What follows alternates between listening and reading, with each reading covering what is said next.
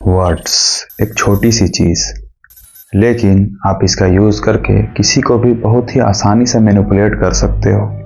अपने इशारों पर उसको नचा सकते हो। आप उससे वो करा सकते हो जो आप कराना चाहते हो, बिना उसको पता चले कि वो कर रहा है जो आप उससे कराना चाहते हो, लेकिन वो उस काम को ऐसे करेगा जैसे वही उस काम को करना चाहता था। तो ये कैसे होता है? क्या आपको पता है कि हम ह्यूमंस लॉजिक पर नहीं बल्कि हम कैसे फील कर रहे हैं इस पर रिएक्ट करते हैं। हमारे इमोशंस हमारे डिसीजंस पर हावी हो जाते हैं।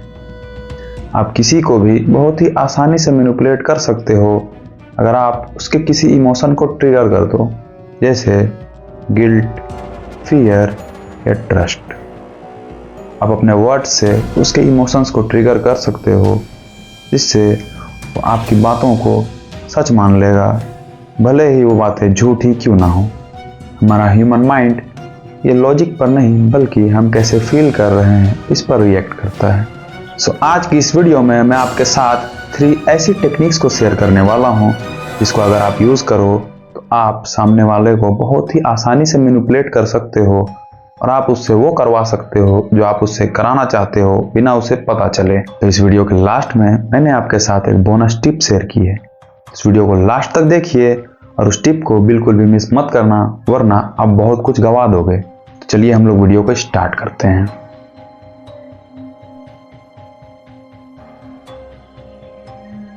आप किसी बात को किस तरह से फ्रेम करते हो, इससे उसका सारा इम्पैक्ट डिपेंड करता है। जैसे आप अगर किसी को कहो कि तुम यहाँ पर गलत हो, तो इससे सामने वाला आपसे लड़ने लग जाएगा या डिफेंसिव मोड में चला जाएगा।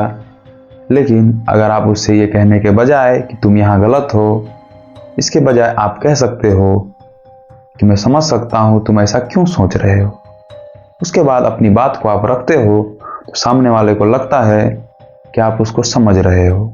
हालांकि आपने उसकी बात को नकार दिया है, लेकिन उसको ये बात पता नहीं चली।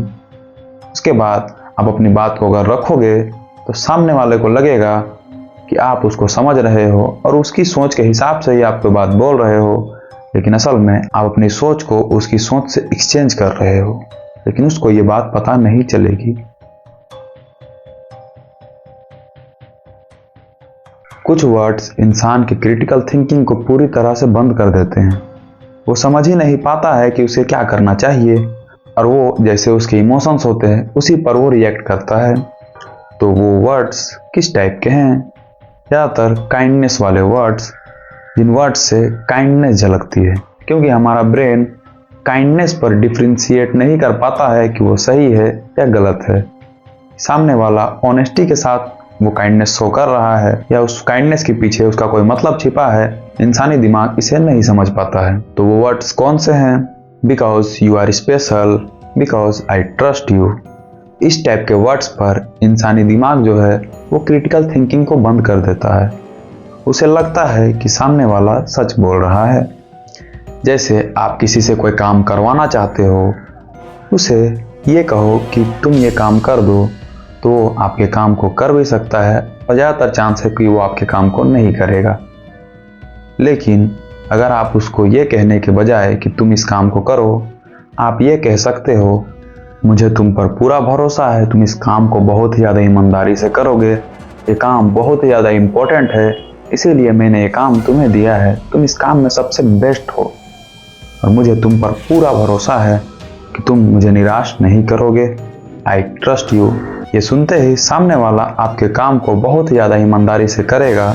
उसे लगेगा कि वो स्पेशल है, इसीलिए उसे ये काम करने के लिए मिला है। हालांकि ऐसा कुछ भी नहीं है, फिर भी उसे लगेगा कि आप उस पर बहुत ही ज़्यादा भरोसा करते हो, इसीलिए वो इस काम को बहुत ही ज़्यादा जिम्मेदारी के साथ करके दिखा देगा और आप जितना सोचे भी नहीं होगे उससे भी बेहतर तरीके से वो आपके काम को कर देगा।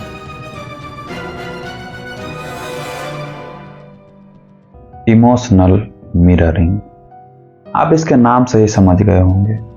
मिरर यानी प्रतिबिंब, यानी सामने वाला जैसा है वैसा ही बन जाओ। तो इससे हम क्या समझते हैं?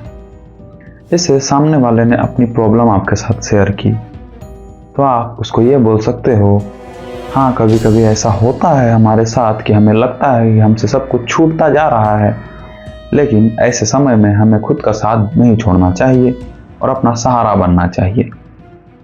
आपकी इस बात को सुनकर उसको लगेगा कि आप उसको समझते हो। आपके इस वर्ड को बोलने से सामने वाला का ट्रस्ट आप पर बिल्ड हो जाएगा। वो आप पर भरोसा करने लगेगा कि आप उसको समझते हो, और आप इस टेक्निक का यूज़ करके सामने वाले को वो फील करा सकते हो जो आप उससे फील कराना चाहते हो। आप एक मिरर की तरह बन के सामने वाले के इमोशंस को मैनिपुलेट बहुत ही आसानी से कर सकते हो। तो चलिए अब हम लोग बात कर लेते हैं बोनस टिप के बारे में। तो वो बोनस टिप क्या है? कभी भी आपको अपने इमोशंस को खुद पर हावी नहीं होने देना है, अपने एंगर पर डिपेंड नहीं करना है। मैंने एंगर का वर्ड क्यों यूज़ किया? ज़्यादातर हम लोग एंगर में ही गलत वर्ड्स को यूज़ कर देते हैं, जिससे हमें बाद में पछतावा होता है। लेकिन एक बात याद रखिए, जिन बातों को आप एक बार बोल दोगे वो बातें किसी भी हाल में वापस नहीं आएंगी। कोई भी पावरफुल इंसान अपने वर्ड्स पर काबू कर पाता है, इसीलिए वो दुनिया पर काबू कर लेता है। इसीलिए कभी भी किसी भी हाल में खुद को अपने इमोशंस का गुलाम मत बनने देना।